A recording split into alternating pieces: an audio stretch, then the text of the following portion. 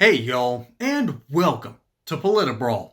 My name is Brian, and Squawkbox completely roasts this know-nothing Democrat senator when it comes to the difference between leaking information in the Trump administration and the leaks under the Biden administration. Let's dive in. I just have to ask you this, and it's kind of an aside. So, you got to bounce in your step today. A lot of Democrats, I saw them yesterday, bounce in their step.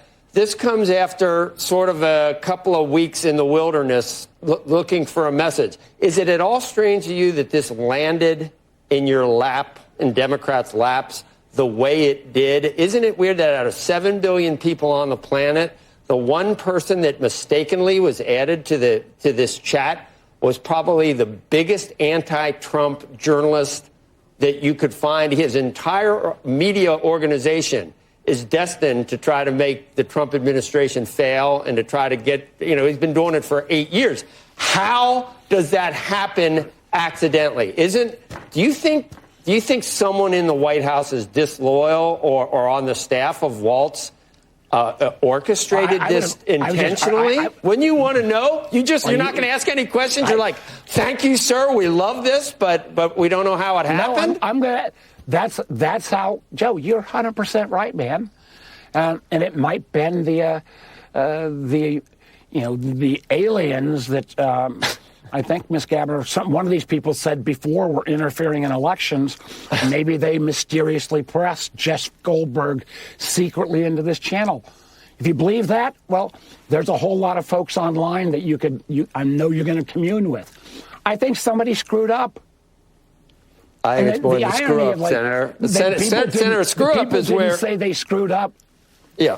People didn't say, gosh, we screwed up.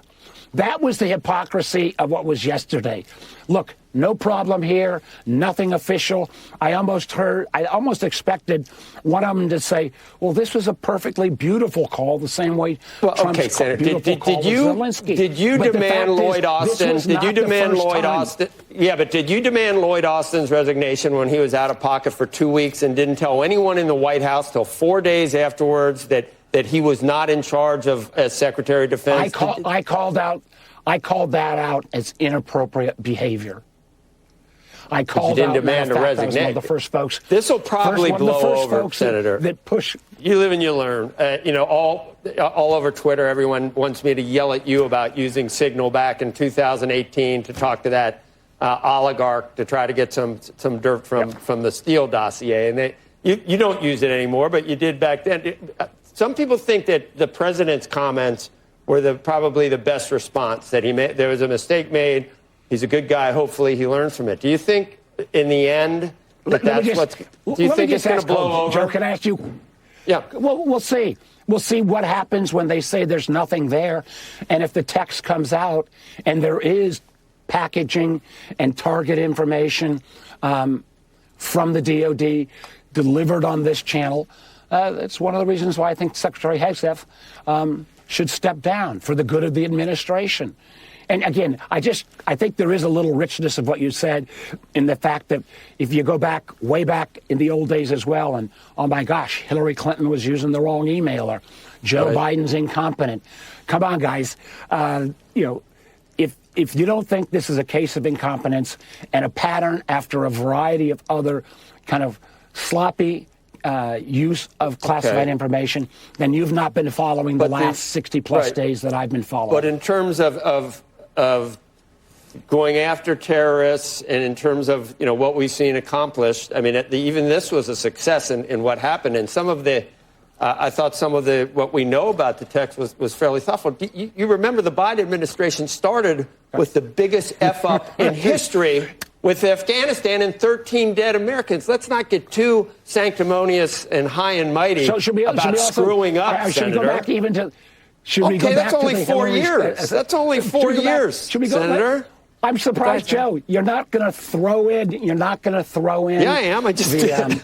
Good grief. And the fact that he's trying to deflect as much as he possibly can on this issue, that's just weird beyond belief. Let's be honest here. Let's compare a group chat leak over Signal which, by the way, I'm not going to believe for more than a couple of seconds was an actual leak. Let's be honest. We live in an era where things are deliberately leaked to the press. That's how sports media works. That's how political media works. Things get leaked. It used to be this thing that everyone clutched their pearls about, and then they realized, oh, this is a tool, this is a weapon, this is something we can use. And that's why journalism has gone down the tubes, because they rely on these leaks in order to get their information instead of actually digging and trying to figure out what's actually going on. And Mark Warner, oh man, Virginia, what are you doing? Seriously, what are you doing?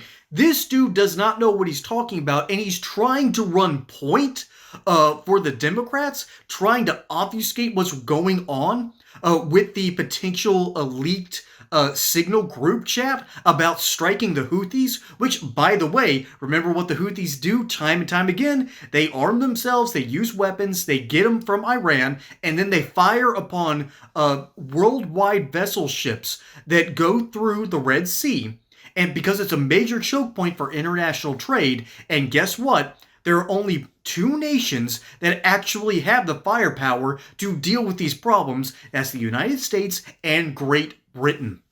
Okay, so we're the ones that are still policing up world trade, which I'm grateful for on one hand, but then as revealed in this leaked group chat, it seems like the administration is having some internal struggles over the issue, and I don't blame them.